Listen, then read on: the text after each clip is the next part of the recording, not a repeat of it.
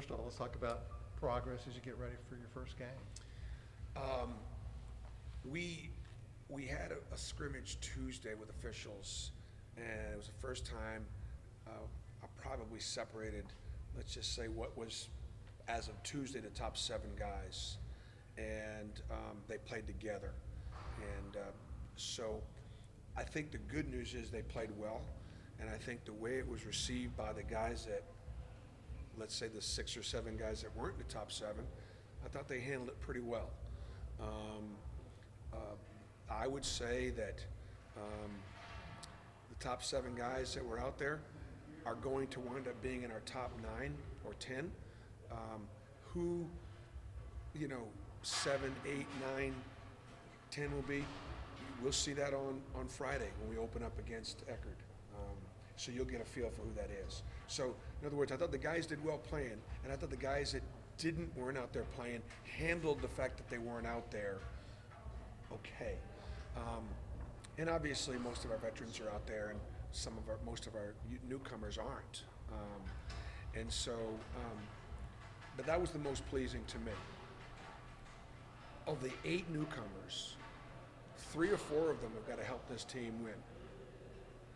But they've all got to be ready to be more dominant players next year. That was what it was when they got here. That's what it is now. The question was who, who was it going to be? So we play. We've got our first scrimmage on Sunday, and of course the private scrimmages. We're actually going to go on the road for this scrimmage. And by rule, we're not allowed to even, talk about score or how it all, transpired, right? It was funny, by rule, right? And the other day I was on searching the internet or whatever, looking at my Twitter, and I actually saw highlights of one of them. I'm like, how can that be? How can there be highlights of one of them when they're supposed to be private? I think it's a really good rule because it's going to let us go against somebody else. We're ready to hit somebody else. We're ready to see somebody else. And the key to the early season stuff is to get exposed. A couple years ago, we lost to a Division II school. We got exposed. I hope we get exposed on Sunday. I hope we get exposed a little bit next Friday night because, a week from Tuesday, it's Georgia Southern, who's picked to win their league. And then it's Davidson. And then it's at South Alabama, who's picked to finish 2nd or 3rd in the same league that Georgia Southern's picked to win. So the first 3 games are going to be really interesting, really challenging. Of those 8 newcomers, Bruce, you talked a lot about Isaac and Stretch and Yeah. Turbo. Any of the others sort of stepped up and maybe showed they're ready to contribute? I think Isaac's been terrific, and he will continue. He is such a dominating defensive player.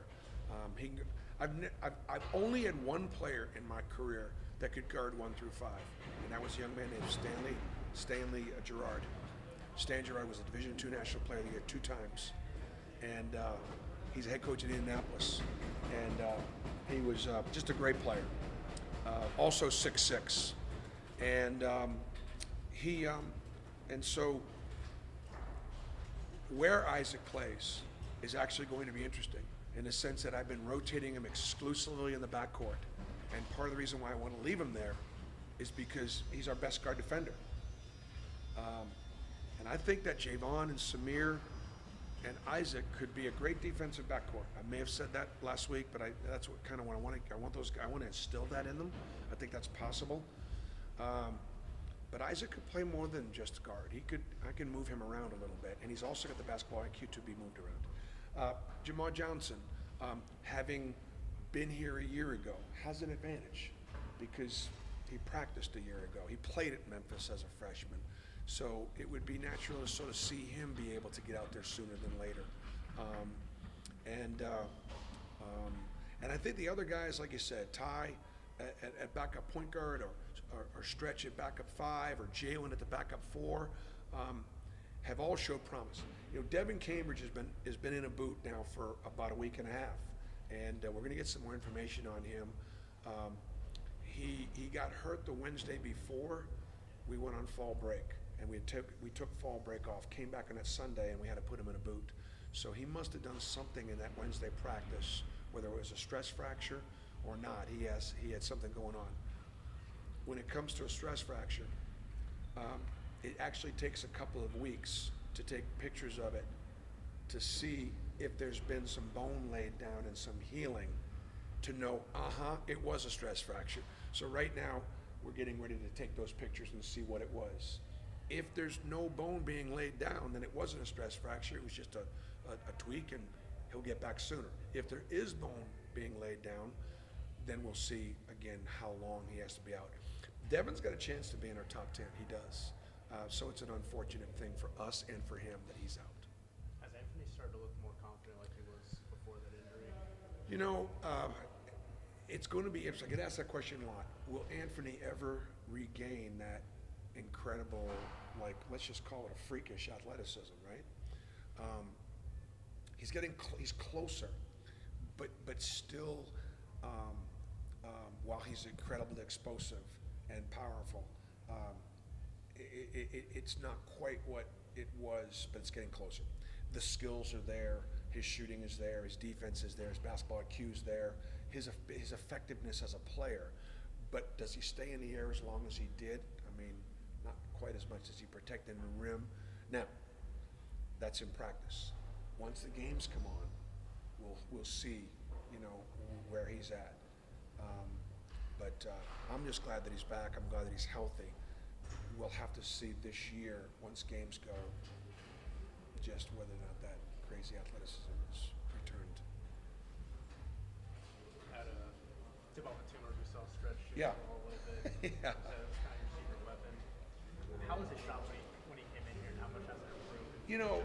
For guys that spend time in the gym, I mean, it's like why limit or specifically pinhole somebody as this or that? Well, just because he's 6'9", he's supposed to be a back to the basket player exclusively. And so I love to let players show me what you can do.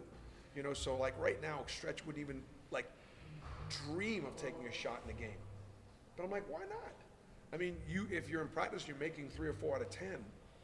He can add that. He will add that to his repertoire. Now, whether it's right now this year, I don't know. But he shoots it better than Horace shot it, and right? And Horace was willing to take it. I just think nowadays it adds a great dimension. He's got a good ball flight. He's got a good release. It's just that he's never really thought about shooting it in the game. Why just keep that to win Horace games? So I mean, I'm excited about it because listen, 5 men that can shoot the basketball change the way you can play offensively. I mean, just watch the NBA right now. It's crazy. It's all they do now is 5 out.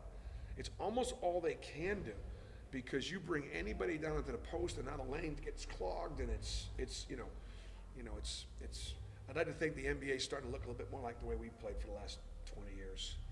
But so yeah, I'm excited about his ability to